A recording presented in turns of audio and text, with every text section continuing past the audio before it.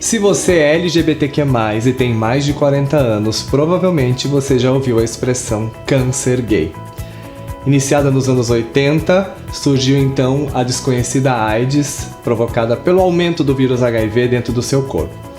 E durante todos esses anos, ter HIV/AIDS foi um estigma e continua sendo um estigma mais social do que físico com o avanço da medicina, e poucas são as pessoas que têm coragem de dizer para o mundo: sim, a minha sorologia é positiva e eu consigo viver tão normal quanto você. E hoje eu tenho o prazer de receber uma dessas vozes que aqui no Brasil faz esse trabalho maravilhoso, que é o Lucas Raniel, do canal Falo Mesmo. Então vem que a gente vai ter uma conversa maravilhosa sobre todos esses assuntos.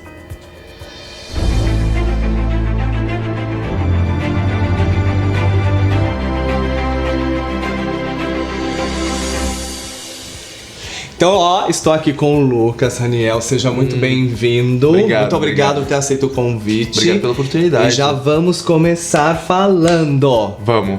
Como foi adquirir o HIV para você? Qual foi a história que levou a você descobrir a sorologia positiva? Vamos lá, eu acabei descobrindo que vivo com HIV em dezembro de 2013. Após uma situação no início do ano de 2013, que eu tive uma relação sem proteção, foi um contexto bem, um pouco assim mais pesado, que envolveu drogas, álcool e um suposto abuso sexual. E aí com isso eu acabei tratando durante todos esses meses até dezembro de uma hemorroida, que na verdade fui descobrir junto com o HIV que era uma sífilis. E aí, com isso, eu descobri o HIV em dezembro de 2013 e desde então eu vivo com ele no meu corpo, sabendo da minha sorologia e tratando ele com as medicações antirretrovirais que são disponíveis gratuitamente pelo governo. E desde então eu vivo numa boa, já tive diversos processos de tratamento diferentes, porque meu corpo teve adaptações diferentes com alguns deles, e hoje em dia eu vivo numa boa, tranquilamente, não tenho mais efeito colateral com ele. Às vezes o efeito colateral até existe em algumas pessoas, mas é uma coisa que passa assim em dias, coisa de dias rapidinho já passa, entendeu? Tá. Não é uma coisa que é frequente. Até porque perto da condição de saúde que esse retroviral te dá, esses efeitos colaterais se tornam muito pequenos perto da sobrevida ou da vida que esse medicamento te dá. Exatamente. E para as pessoas saberem que você falou, vamos lá. Você já passou por algumas medicações diferentes. Então, não existe somente uma medicação para HIV, certo? Não é só um coquetel, porque as pessoas falam, é coquetel para AIDS ou coquetel para HIV. Eles pensam como somente uma única medicação para esse tratamento. E não, existem diversos métodos de tratamento, diversas medicações que podem ser combinadas e adaptadas com que o seu corpo reage melhor. E aí, com isso, ele vai controlar o seu vírus no corpo e deixar seus níveis de CD4 e CD8, que são nossas células de imunidade do corpo, com uma taxa mais alta pra gente ter sempre essa qualidade de vida melhor. Então, digamos assim que a minha vida é um pouco melhor do que a vida de alguém que não se testa, que não vai ao médico, porque eu tenho essa frequência no médico. Então, eu vou no médico a cada 6 meses, eu faço todos os meus exames, eu sei o que acontece com o meu corpo sempre. Se eu tenho alguma reação diferente, eu sei pra onde correr, o que eu devo fazer, entendeu? Então, minha vida em relação à saúde do meu corpo é muito boa hoje em dia. Ou seja, você pode, por exemplo, afirmar para mim que hoje, olhando para trás, adquirir o HIV foi uma das melhores coisas que aconteceu no sentido de você hoje sabe que você se cuida como se deve, como ser humano, por exemplo? Dentro de várias aspas, sim. Claro. Com certeza, porque as pessoas que vivem com HIV, elas meio que são obrigadas, entre várias aspas novamente, a estar dentro do serviço público de saúde e procurar um médico e um tratamento e saber o que acontece com o seu corpo devido àquela medicação que ela ingere. Então a minha qualidade de vida em relação a das pessoas que não têm essa cultura, porque é cultural, né? Esse lance da gente só ir no médico quando tá realmente quase morrendo, ou então tem a automedicação também, tô com uma dorzinha aqui, toma uma fulano me disse que esse remédio é maravilhoso. Ouço muito também, às vezes, pessoas vivendo com HIV dizendo que tomaram remédios milagrosos e pararam de tomar um antirretroviral. Nunca parem de tomar um antirretroviral, gente. Pelo amor de Deus. Porque até hoje, dentro da Organização Mundial da Saúde, que é a OMS, é a única medicação comprovada cientificamente que tem o efeito realmente eficaz em cima do vírus do HIV. Então essas histórias de chá de mutamba, de ozônio ozonioterapia, de tudo isso que as pessoas às vezes falam, não tem nada comprovado cientificamente de que isso realmente cura o HIV ou que ajuda o vírus a se manter indetectável. Porque não sei se vocês sabem também, mas o indetectável é igual ao intransmissível. Já existem estudos em cima disso. O que seria o indetectável? Eu vou tentar ser sucinto.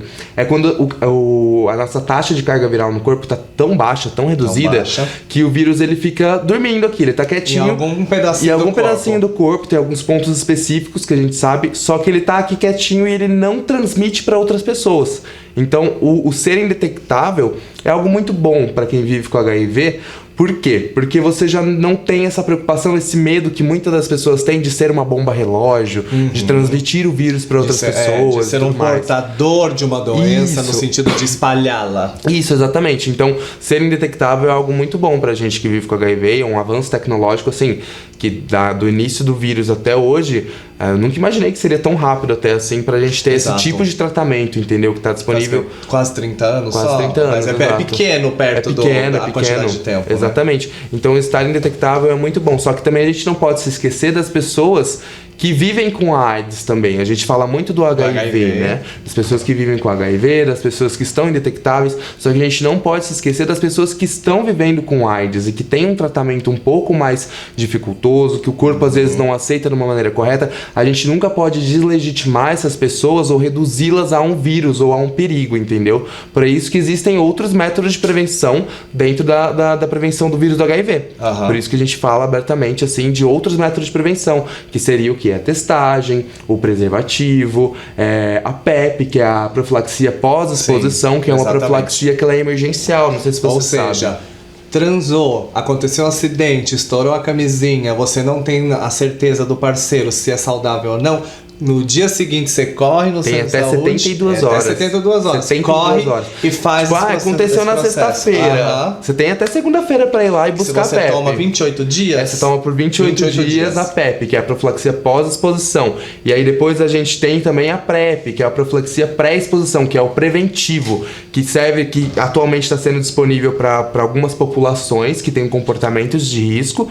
Só que também existe a disponibilidade para quem quer comprar a PrEP. A PrEP ela é disponível no mercado para compra, então você procura um infectologista, fala que você quer tomar esse tipo de tratamento, de prevenção, e ele vai te receitar e você vai comprar essa medicação, porque infelizmente ainda no governo é disponível somente para alguns públicos específicos.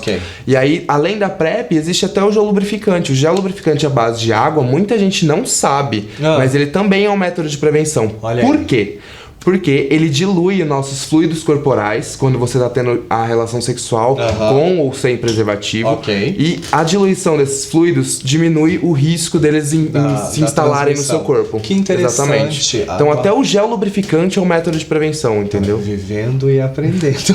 É bem bacana. Agora, eu tenho amigos que têm HIV desde os anos 80, os que adquiriram a sorologia recentemente. E eu tive amigos que eu perdi também, mas em especial, eu tive um amigo que para mim marcou muito, que ele adquiriu o HIV positivo e em 6 meses ele faleceu. Mas em especial pela questão psicológica que se tem quando se adquire o HIV. Então eu queria perguntar para você, como foi a reação sua psicológica? Como foi poder hoje olhar-se com orgulho e falar disso com orgulho no sentido de esse sou eu? O orgulho é apenas mais uma das minhas características enquanto existente, enquanto humano.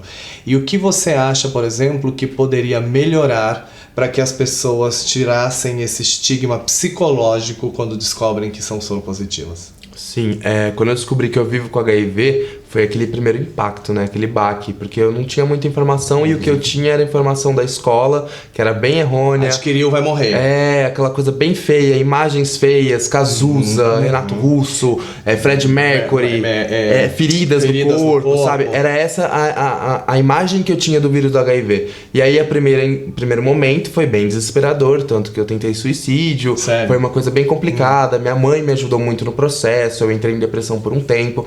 E aí hoje que eu falo, há uns 3 anos pra cá, desde 2013 que eu descobri, de uns 3 anos antes agora de 2019. Depois da primeira metade do tempo que 2015, você... por aí, em 2015 eu consegui pegar toda a dor que eu tinha nesse processo todo, que eu passava por essa dor, por preconceito, muito preconceito que eu já passei também, no quesito de relacionamento com outras pessoas, no quesito de perder amigos também por conta da sorologia. Eu peguei toda essa dor, todo esse preconceito que eu passei, juntei tudo assim, falei, quer saber, eu vou transformar tudo isso em informação, vou transformar tudo isso em amor. Então, eu aprendi a lidar com a minha dor e transformei ela em algo bom para a sociedade, entendeu? Então, é o que eu faço hoje, é exatamente isso. E eu acho que a saída, o método que a gente tem que fazer para esse preconceito deixar de existir na sociedade é exatamente falar sobre isso. Educar. É falar sobre educação sexual, é falar sobre prevenção, é falar sobre a vivência com o HIV e com a AIDS, entendeu? Pra gente deixar de fazer essa temática ser um tabu na nossa sociedade, porque não é um tabu. Porque é tão simples você chegar e falar pra uma pessoa que você tá com câncer, ou então que você tá com diabetes, ou então com pressão alta, e ainda tem esse peso de você chegar pra alguém e falar que você tá com HIV, entendeu? Então é muito controverso, vai contra o sentido que a gente tá indo na medicina, porque a medicina tá muito avançada. A tecnologia, tanto no tratamento quanto na prevenção, tá muito avançado. E aí, em contrapartida, a gente tem o pensamento das pessoas que estão cada vez mais sendo retroversos, entendeu? Estão reduzindo, então a gente tem que parar de pensar dessa forma e desconstruir, levar a informação adiante, entendeu? Ó, eu achei muito legal você falar sobre diabetes e pressão alta dentre todas as outras doenças, porque pra quem não sabe, a diabetes e a pressão alta são as duas doenças que mais matam seres humanos no planeta Terra. Se você acha que HIV é perigoso, mentira. Ter diabetes e pressão alta é muito mais perigoso do que você ser soropositivo. Mas eu vou puxar agora lá no... Quando você falou que você transformou essa dor em informação, que dor é essa? É uma dor que no momento que eu passava por situações de preconceito, por situações de não entendimento, ela batia tão forte no meu psicológico que fazia eu ficar tão mal a nível de entrar numa depressão, entendeu? Era uma dor que eu não conseguia curar porque ela estava dentro de mim e eu achava que a dor era culpa do HIV, entendeu? E o HIV não tem culpa de nada. Sim. Essa dor que eu sentia era por falta de informação e por preconceito de outras pessoas. E quando eu comecei a entender que a culpa não era minha, sabe? Que as pessoas que estavam sem esse suporte, essa informação... Você não podia se responsabilizar pela ignorância alheia. Exatamente isso. Quando eu comecei a perceber isso, aí a chavinha mudou. Aí eu falei, não, peraí, eu não posso ficar desse jeito, sabe? Eu não posso me rebaixar ou me sentir inferior ou incapaz de algo porque as pessoas acham que eu sou isso, entendeu? Você não pode deixar com que as pessoas definam como você deve se sentir por ter HIV. Exatamente isso. É basicamente esse princípio, esse contexto. E aí, com tudo isso, eu peguei e falei, não, vamos fazer alguma coisa aqui, porque as pessoas já estavam falando, já estava rolando fofoca na cidade. Jura? Dizendo que o Lucas estava passando AIDS pros outros. Era essa fofoca. Ai, o Lucas tá passando AIDS, o Lucas tá com AIDS. Falei, gente, estão falando da minha vida e eu não tô nem sabendo disso aí. Quer saber? Fui no Facebook, escreveu, textão, tenho mesmo. Bum, é isso aqui mesmo. E o negócio começou a viralizar, compartilhar. E aí os jornais locais começaram a me chamar pra gravar pra falar sobre. Na hora que eu vi, eu já tava no Põe na Roda, com o Pedro HMC. Um beijo, inclusive. Beijo, Pedro. Na hora que eu vi, eu já tava nesses canais de grande circulação nacional, sabe? E conhecendo pessoas com grande visibilidade nacionalmente falando. E isso foi me levando a caminhos e a locais de fala muito importantes pra uma sociedade. E essas pessoas estão sempre me ajudando, inclusive você. Eu sei que esse vídeo aqui vai chegar em diversas pessoas, milhares de pessoas, entendeu? Imagina. Então é muito importante a gente levar a informação adiante. E acima de tudo, é muito importante você estar disposto a entender a informação, a escutar, porque hoje em dia as pessoas querem falar muito, né? Elas querem dar sempre muito a verdade delas. Exato. A verdade delas é única e exclusiva, só que não.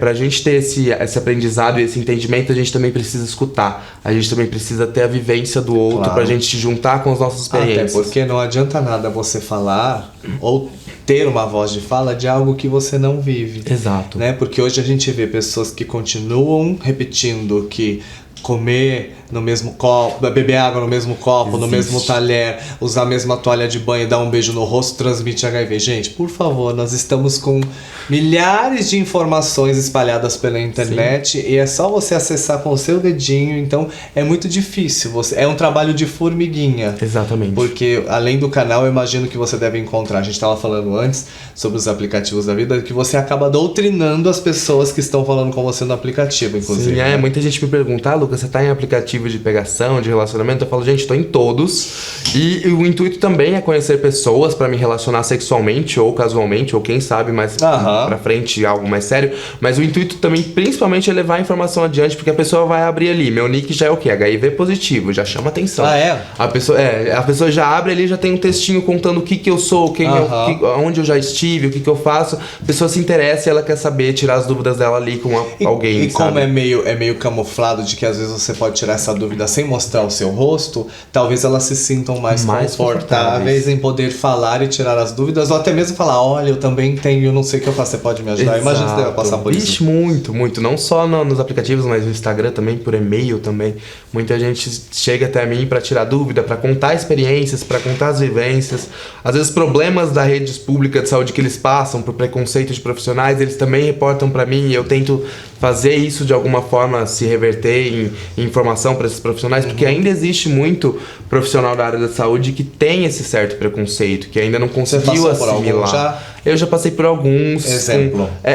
Principalmente quando a gente vai buscar ajuda, por exemplo, eu já tive sífilis após o diagnóstico positivo, eu já tive sífilis uma outra vez. E por falta de preservativo no relacionamento, por falta de prevenção e tudo mais, eu acabei me infectando mais uma vez com a sífilis. E aí eu cheguei até o serviço de saúde e falei, tá acontecendo isso. Aí vem aquela coisa moralista e ditadora de que você não pode deixar de usar o preservativo nunca. E não é bem assim, sabe? O que a gente tem que informar, ensinar, a gente tá propício. Ninguém sai de casa falando, o que eu vou fazer hoje? Vou pegar uma sífilis. Gente, pelo amor de Deus. Eu acho que a partir do momento que a gente tá respirando, a gente já corre risco de tudo na vida. A vida não é 100% segura, sabe? É igual falar de morte. Você pode sair daqui agora e morrer ali na frente. Sabe? É uma coisa que acontece. E a partir do momento que você se propõe a ter uma relação sexual, seja ela com preservativo ou sem preservativo, você tá propício a qualquer coisa. N situações, entendeu? Então, o profissional da área da saúde que vem com esse discurso moralista não é legal pra gente. A gente pode falar uma coisa interessante, que as pessoas muitas vezes não falam, que você me corrija se eu estiver errado. A gente fala muito de preservativo, essas coisas todas, e quando a gente fala dessa N situações, a gente, por exemplo, pode citar que a gente não sabe como é a higiene bucal da pessoa, e que se tiver com sangue na gengiva... Exatamente. E todo mundo, camisinha. Mas e a boca da pessoa que você tá ficando? Você sabe? Exatamente isso. Às vezes a pessoa teve uma relação, um sexo oral com a outra pessoa e você já tá lá beijando essa boca e sabe, é tudo propício. A gente vive num mundo que tá cheio de coisas que podem acontecer o tempo todo com a gente. A gente só tem que estar preparado e se prevenir. E aí no caso das ISTs e do HIV em si, a prevenção principal, eu volto no discurso da testagem. Sabe, que se você se testar com frequência, você vai saber. Geralmente de 6 em 6 meses? Então, é o ideal? eu me testo de 6 em 6 porque eu já cheguei num nível de carga viral estável e tudo mais. O ideal para pessoas que não vivem com HIV é de 6 em 6 meses mesmo, mas conheço pessoas que fazem isso de 3 em 3 e aí é melhor ainda. Porque se você tem uma vida sexual mais ativa, é interessante você fazer. Meu Passado. Se você tem uma vida sexual mais ativa, é interessante você ter essa frequência maior no médico, porque você aí vai descobrir com agilidade. Você não vai esperar, tipo, sei lá, meti o louco na sauna, transei com 20 caras na sauna, eu vou daqui só 6 meses me testar. Não, né? Então a gente tem que ter um pouco de se mancol e de saber onde a gente vai. Eu acho que o que as pessoas não podem desassociar é que fazer testagem continua sendo um ato de amor próprio. Exato, com porque o seu corpo. Quanto mais você conhecer como está o seu corpo, mais você diz a si mesmo o quanto você se ama e quer saber como anda a sua saúde. Exatamente. E as pessoas têm medo. Eu conheço pessoas que falam, eu não vou fazer o teste porque imagina se der positivo. Então você prefere viver com o e se? E se, né? É péssimo você viver com a dúvida. Eu pelo menos não gosto de viver com a dúvida. Eu também não gosto de viver com a dúvida. Sei lá, em qualquer coisa na minha vida, seja no trabalho, em relacionamento, eu gosto que a pessoa seja sempre muito clara com as coisas que acontecem. Eu acho que a gente deveria ter esse pensamento também com a nossa saúde. Claro. Sabe? Viver nessa dúvida de se der positivo, e se eu tiver que tomar uma medicação, e se, sabe? Não pensa no e se, pensa no hoje, pensa na sua vida hoje, na sua saúde saúde hoje, entendeu? E outra coisa que a gente pode afirmar para que seu IC acabe é que se você se cuida e faz todas as coisas direitinhos, ninguém morre de HIV hoje em dia. Exatamente. Se você tem esse conhecimento, essa informação e a disponibilidade de ter essas medicações e todo esse tratamento com facilidade, porque a gente sabe que ainda no Brasil existe uma população periférica, preta, que não tem a disponibilidade, a informação e a facilidade que a gente tem, às vezes, de ir buscar uma medicação. Tem pessoas que não têm essa facilidade e, infelizmente, essas pessoas ainda morrem no Brasil de AIDS. Tem um dado muito interessante e relevante que, quando a gente fala de morte de AIDS no país, ela ainda supera as mortes por conta da LGBTfobia. Ou seja, a AIDS ela ainda mata mais a nossa comunidade do que qualquer outra coisa, entendeu? Então a gente tem que se ligar com essa informação, a gente tem que se ligar em levar a informação adiante, principalmente as pessoas da área da saúde, tem que saber que existem populações-chave que não estão recebendo esse suporte, esse tratamento, essa informação. Então a gente precisa começar a visibilizar essas pessoas também. Entendeu? E eu acho que também aqui fica claro que a gente precisa dizer que os pais conversem com os filhos. Eu acho que o grande susto de tudo isso é porque o sexo continua sendo um tabu. E tudo relacionado ao sexo também virou um tabu. Então, exatamente. Como o HIV faz parte e tem esse pensamento de que o HIV é um resultado de uma promiscuidade de atitude. Você pegou AIDS porque você é uma puta, uma piranha, você não se cuida. E existem N casos. E as pessoas que receberam transfusão de sangue? E as pessoas que já nasceram com HIV, e uma série de coisas, e a gente continua vivendo numa total ignorância por falta de educação. Então, que você continue cada vez mais fazendo o seu papel de informar o ser humano, que você continue cada vez mais expurgando a sua dor através de mensagem, que é o mais bonito de tudo. Para mim é uma honra conhecer pessoas como você que fazem a diferença, porque eu sempre falo, é muito fácil colocar a bunda no sofá e criticar através de uma tela de um computador ou um celular. Difícil é você levantar e fazer parte da história escrevendo-a. Exatamente. Então, muito obrigado. E a gente tá fazendo história, né? Escrever história, por mostrar às pessoas que cada vez mais nós temos que nos entender como totalidade, e se você tem alguma doença qualquer que seja, ela também faz parte de você e você não deve se envergonhar, inclusive da maneira que a adquiriu, e que a gente consiga evoluir como ser humano para que tudo isso um dia se torne uma coisa que não seja tabu. Exatamente isso. Se você quiser e pudesse dizer uma última coisa para quem estiver assistindo esse vídeo agora com relação a tudo isso que a gente falou, o que você diria? Pode falar você nem olha para mim. Olhando no olho das pessoas. Olhando no olho de vocês, legal, tá. Eu acho que é basicamente isso, gente. A gente tem que levar a informação adiante quando a gente aprende ela. Não deixe esse vídeo ficar só por aqui, sabe? Espalhe ele para todo mundo que você puder, no grupo da família, do WhatsApp, de todo mundo. Leve a informação adiante. Vamos falar sobre educação sexual, vamos falar sobre vivência HIV/AIDS e vamos falar sobre prevenção também.